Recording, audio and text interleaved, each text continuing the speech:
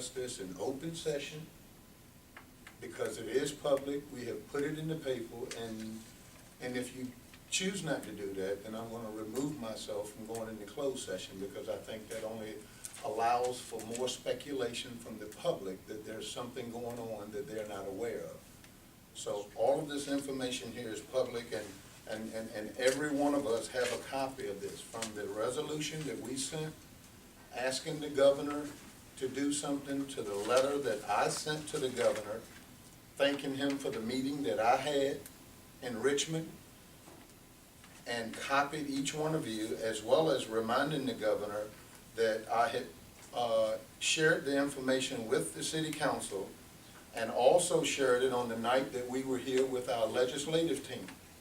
So I actually text to each and every one of you, and it was announced here that we did that. And then finally, we have a letter here from Mr. Greg Worley that was sent that said that I have received your letter, Mayor. I have received the resolution from the city council requesting us to look into this matter. And he actually goes into all the pros and cons of safety issues and all that, and then he ends it here with exactly what happened last week. He said last week that trying to meet all those criteria, including the safety of the motorists and the workers, will always be their first priority, and we will not do anything to risk the public or anything else in the letter. Then he comes back and says, I have tasked the combined ERC and VDOT team with delivering me a plan no later than Wednesday of October 23rd. VDOT will brief you, me, Mayor Wright, and the mayors of Norfolk and Chesapeake as they are too impacted by this work. We will make the plan public and then proceed with the work. As this work progresses, we will continue to evaluate issues and opportunities prior to the beginning of the eastbound closure, which will start next year. And prior to doing that, they're going to brief us again. That's all here in the letter that they said. We actually talked about it in the work session on Monday night over at Bidawee. I believe it was Dr. Edmonds that asked, had we heard anything from VDOT? And I think the city manager said, we're going to hear something Wednesday. And then on Wednesday, or actually on Tuesday, VDOT called and said, we'd like to meet you Wednesday at 10 o'clock, if that's possible. And I said, absolutely.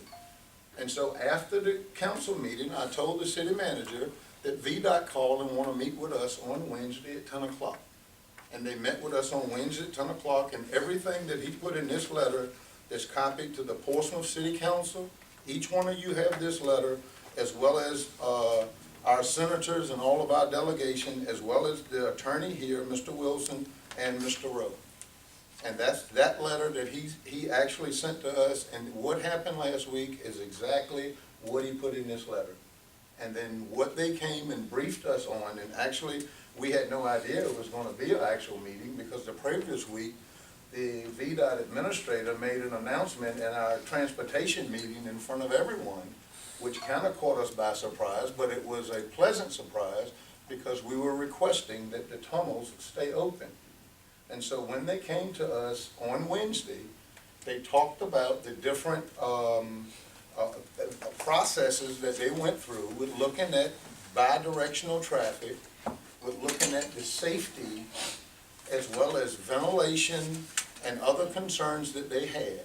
And they laid all of that out to me and the manager, and then they talked about the weekend closures and understanding that the impacts that we had of the businesses and of the other citizens, and then they gave us a hybrid of what items that we could actually select from. And Mr. Manager, you can jump in here at any time, but I don't want to put you on the spot because I think most of this is political. And I do not want to get our staff involved in us trying to play gamesmanship on each other. But I have all of the information here, and this is all public information. And what happened last week is exactly what the commissioner sent to each and every one of us.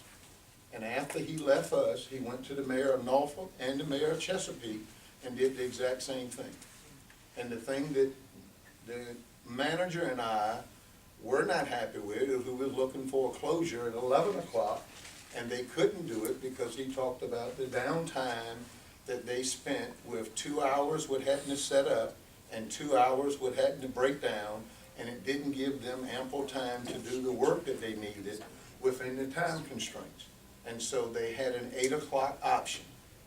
And the manager and I, thinking we're talking on behalf of the whole team, because we've requested this is the resolution that we, the city council, said we wanted the governor to come up and devise a plan to eliminate those weekend closures, as well as the letter that I sent to the governor, thanking him for meeting with me and thanking him for directing his chief of staff to get with the Secretary of Transportation to devise some kind of plan to give us a relief because of the hardship that our businesses had expressed.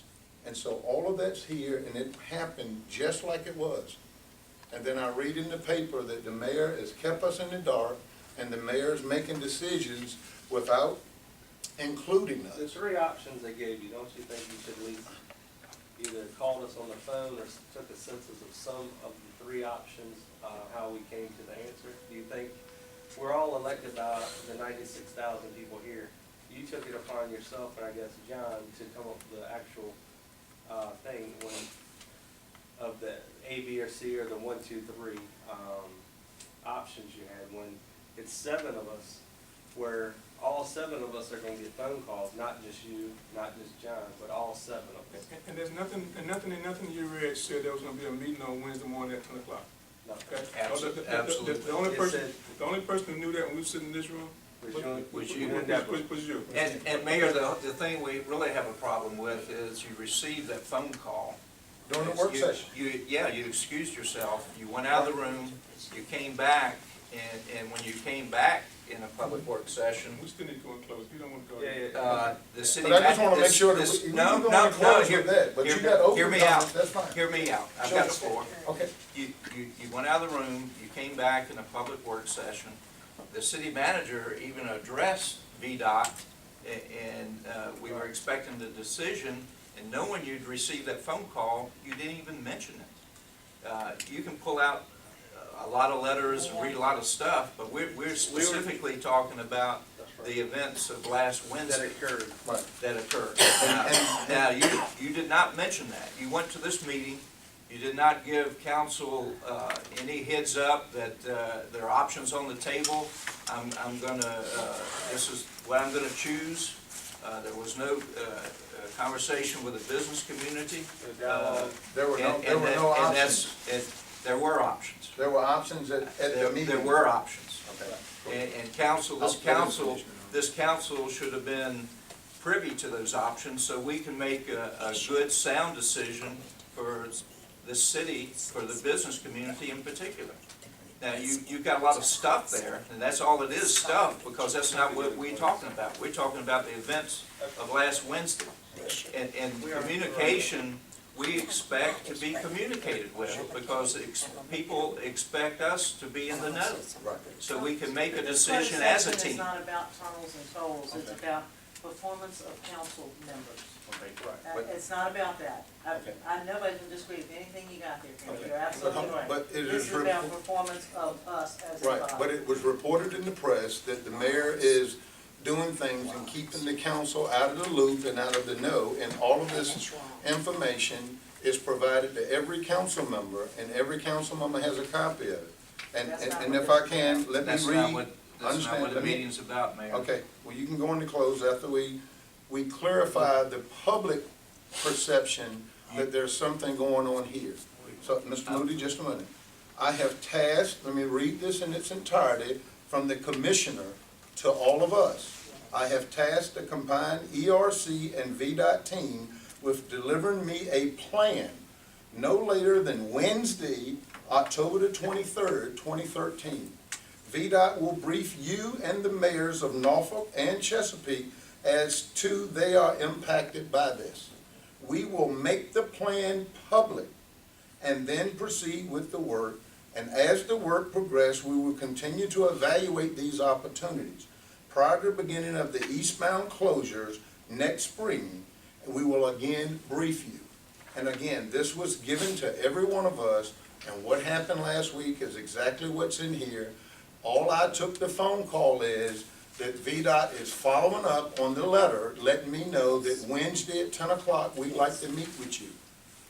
Yes, it would have been nice to tell you that, but it was no smoking Amen. gun. Amen. You could have told the public. a revelation. Yeah, You phone can call. tell the public Be that. And so- great, we'll hear from them tomorrow. We can debate that all the time, but You had please ample don't time. say. called. Okay, Ample hold on, time. one at a time. Please don't say we left you in the dark because everyone was aware of this. And the information that we were given. Nobody here was aware of meeting at 10 o'clock on Wednesday And morning. nobody was But aware you- of the options, Okay. but you. Okay, You were let the me only get to the one. options. No. And when we met with VDOT on Wednesday at 10 o'clock, We don't need. they went through, Mr. Meeks, on Wednesday, we went through the entire gyration of what they went through, and they tried to go as deliberately as they can with me and the manager about a bi-directional traffic in the tunnel, and raising all of those concerns and safety issues, and excluded that as being something viable. Now, whether or not we bought it or not was a different story. Remember, we all asked to relieve the pressures on our businesses and our citizens by opening the tunnel. And so the hybrids that they offered all had the 8 o'clock closure with, if you do it this week, I can finish it here. If you do it 2 weeks of closures, more closures, I can finish it in this time. But if you wanted to keep it open for the holiday season, and still the closures were at 8 o'clock, it was not anything that would have changed anything but the length of time. Hold it, Mr. Moody. Mr. Moody, I have the floor. Ms. Simmons was Mr. right. When the manager and I asked them to excuse themselves from our office, and we discussed that, and we came up with, this is just as good as the other two hybrids that had nothing to do with keeping the thing open, and so that's what we selected. So if we're done with the public information and about the information that we all have here, Mr. Manager, is there anything you want to add? Did I misrepresent what happened? You haven't, maybe some clarity to, options. I'm sorry. But we're not here about the tunnel. I'm glad somebody called the cavalry. Yeah, I will say, James. That John said when he said. Yes. James, would you come up, please? The meeting started off with Charlie Kilpatrick, who's the Deputy Commissioner for VDOT, saying that he had been tasked, like the letter said, to look at an alternative to weekend closing, and that they were trying hard to make bi-directional traffic in 1-2 work. And he was working, he didn't say it this way, but he all but said they were working to, yes, trying to get it to work. But as they went through the process, they realized that it wouldn't work and wouldn't be safe. Part of the issue is the geometry on both sides of the tunnel. Because of where you make the crossover, it would cause traffic to stack up. Visualize coming from Norfolk through the downtown tunnel. That tunnel would be closed. And typically, if you're coming downtown, if you come through the downtown tunnel, you take a right to get downtown. Well, you can't make that right if you're using the eastbound tunnel. Okay? And I can show you an aerial. And the reason why I got both this aerial, because you asked me some questions this afternoon, Bill, about bi-directional traffic. And that's good, John. But we're going- The meeting is really about communication. Right. And we weren't part of the decision process because of the lack of communication. So we have a motion. I move to go into closed. Yeah. Now, I'll let Bishop. I move, We did it. huh? No, we have We not. I have move not to go done into a that. closed meeting pursuant to the provisions of Virginia Code Section 2.2-3711 for the following purpose: consideration of the performance of city council members as permitted under subsection A1. Mr. Cherry? Yes. Mr. Evans? Yes. Mr. Meeks? Yes. Mr. Moody? Yes. Ms. Simmons? Yes. Ms. Randall? Yes. Mayor Wright? No. We already closed that. Thank you. I feel like